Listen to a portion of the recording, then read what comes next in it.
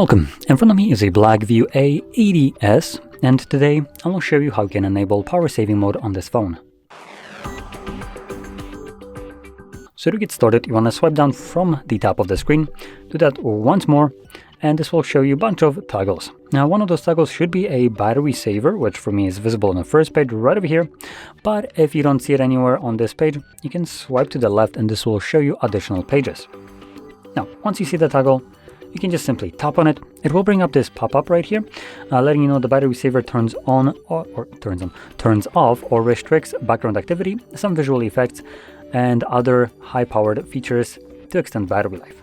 So we're going to select turn on. It also might decrease brightness of the device. And there we go. Now, as you can see, dark mode is now enabled as part of the battery saver.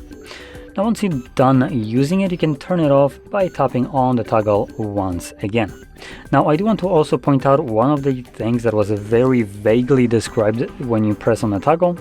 So one of the things that might happen is Wi-Fi and mobile data might be turned off when you're not using the device.